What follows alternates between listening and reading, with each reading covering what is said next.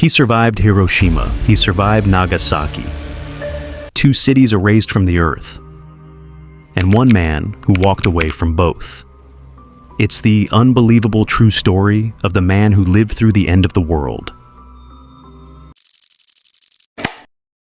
In the summer of 1945, the world was at war. But for Tsutomu Yamaguchi, life was simple. He was just an engineer, a husband, a father, a man trying to earn a living. He never imagined his name would be written into the darkest pages of history. Yamaguchi worked for Mitsubishi Heavy Industries. His job took him around Japan. That August, he was sent on a short business trip to the city of Hiroshima. He planned to stay for 3 months, then return home to Nagasaki to his wife and little boy. It was supposed to be a normal week, but fate had other plans. On August 6, 1945, he woke early. It was his last day in Hiroshima. He packed his bag ready to catch the morning train. The city was calm. People walked to work. Kids laughed in the streets.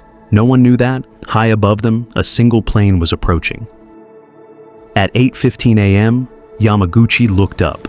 A strange aircraft glided through the sky, followed by a small object dropping from it. He squinted, wondering what it was. And then, a flash. A light brighter than the sun filled his eyes. For a few seconds, the world turned white. When he opened his eyes, the city he knew was gone. Buildings flattened, fires everywhere, silence mixed with screams. He wrapped his body in bandages and stumbled through what looked like the end of the world. For hours, Yamaguchi walked through ruins. People were wandering, silent, covered in ash. He couldn't find food, water, or help. But even in that chaos, he thought of only one thing: his family waiting back in Nagasaki. He had to get home. 2 days later, still wounded and in pain, Yamaguchi found a train leaving the destroyed city. He climbed aboard. Around him, passengers sat in silence, burned, bandaged, in shock. The train passed through blackened fields and silent towns.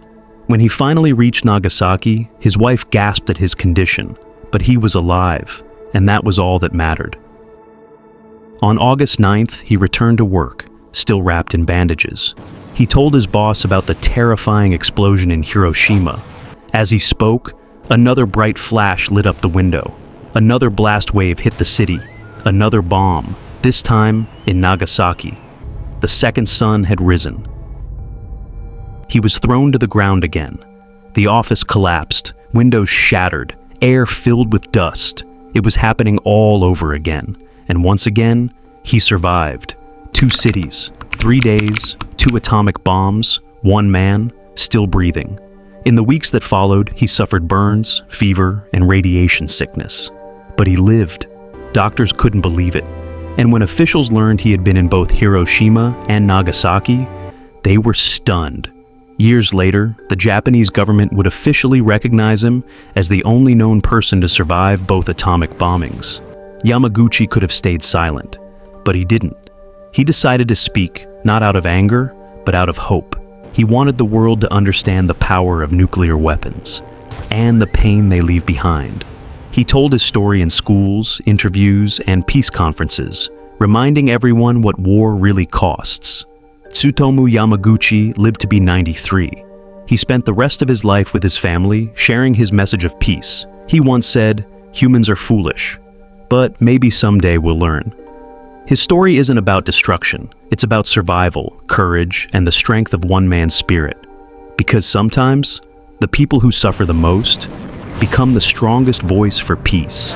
If you found this story as powerful, don't forget to subscribe for more true stories that reveal the hidden side of our world. This is Mystiq Stories, where every story hides a curiosity.